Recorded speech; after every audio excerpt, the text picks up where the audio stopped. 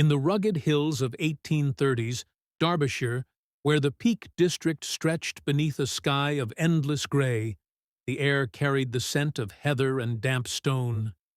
Narrow roads wound through the landscape, their surfaces worn by cart wheels and hooves, the toll gates standing like silent sentinels at their crossings, their wooden arms a barrier to the travellers who grumbled at the cost. Among these lonely outposts was the toll gate at Blackmore Lane, a small hut of weathered timber and a single window, its gate creaking with every wind. Ellen Tate, a 17-year-old with pale blonde hair tucked under a worn bonnet, and eyes that held a quiet strength, took up the post after her father's death from a fever that swept the village 2 months prior. Her mother had followed him to the grave, leaving Ellen to care for her younger brother, 12-year-old Samuel, who waited in their crumbling cottage, his small hands trembling as he tended the hearth. The toll gate was their lifeline, its shillings their only shield against starvation. Ellen's days began at dawn, her hands steady as she raised and lowered the gate, her voice firm as she demanded the toll, 2 pence for a cart, a penny for a horse, from the merchants and travellers who passed. She wore a patched grey dress, its hem muddied from the road, her apron stained with the dust of the lane, her arms strong from years of labour. The toll gate was a solitary place, the wind her only companion, the distant bleating of sheep a faint hum against the silence. But solitude brought danger, and the merchants who rolled through Blackmore Lane were a rough lot, their faces hardened by trade, their purses tight with greed. They saw Ellen as an easy mark, a girl alone, her youth a weakness they exploited with threats and sneers, their voices rising as they refused to pay, their fists banging on the gate in defiance. The harassment began with words, the merchants calling her a little toll wench, their laughter a blade in the quiet. One, a burly man with a scarred jaw, leaned from his cart, his hand brushing her arm as he tossed a halfpenny, his grin cold as he muttered threats of worse if she complained. Ellen stood her ground, her voice steady as she demanded the full toll, her eyes meeting his without flinching, her resolve a fragile shield. The incidents grew bolder, a merchant grabbing her wrist as she reached for his coin, his grip bruising, his touch lingering where it shouldn't, her cry cut short as she pulled free, her heart pounding as he drove off, his laughter echoing down the lane. The villagers offered no help, their whispers a chorus of pity as they called her brave but foolish, their silence a wall she could not breach, her brother's hungry face a weight that kept her at the gate.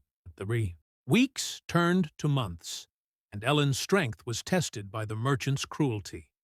A trio of traders cornered her one foggy morning, their carts blocking the lane, their voices a growl as they refused to pay, their hands shoving her against the hut, her bonnet falling to the mud.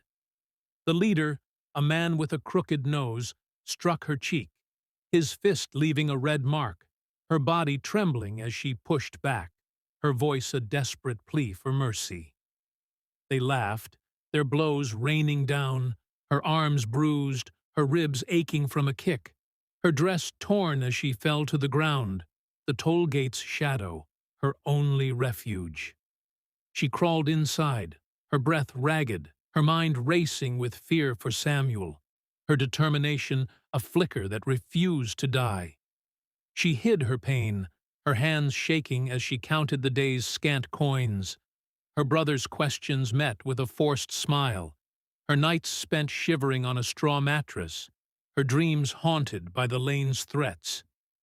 The beating came on a bitter afternoon in late autumn, the wind howling through the hills, the sky a sheet of iron. A merchant caravan, led by the scarred man, rolled up, their mood foul from a poor market day, their eyes glinting with malice as they saw Ellen at the gate. They demanded passage without toll, their voices a roar as she refused, her hands gripping the lever, her stance firm despite her trembling. The leader struck first, his fist crashing into her jaw, her cry swallowed by the wind as the others joined, their boots kicking her ribs, her arms, her legs, her body a map of pain as she curled into herself, her bonnet lost in the mud. They left her there, the gate unmanned, her toll box smashed, her strength drained as she lay on the cold earth, the distant bleat of sheep a faint comfort in her fading consciousness. Ellen's brother found her at dusk, his small form dragging her home, her body broken, her breath a shallow rasp. The villagers whispered of her bravery, but no doctor came, no aid offered, the toll gate standing empty as winter closed in. She lingered for days, her frame skeletal, her eyes fixed on the ceiling, her mind drifting to Samuel's future, her love for him a fire that kept her alive a little longer. One night, as snow fell outside, Ellen's strength gave out, her body still, her last breath a whisper of her brother's name. The villagers buried her by the toll gate, her story etched into the roadside stones by Samuel, a crude carving of her name, a testament to her sacrifice. Whispers grew of a girl's shadow seen at the gate on moonless nights, her silhouette guarding the lane, her eyes hollow with resolve, a silent protector of those who passed. In the 1830s Derbyshire, a toll gate keeper like Ellen was a shadow, her life a battle against the greed of the road, her legacy a light that refused to fade.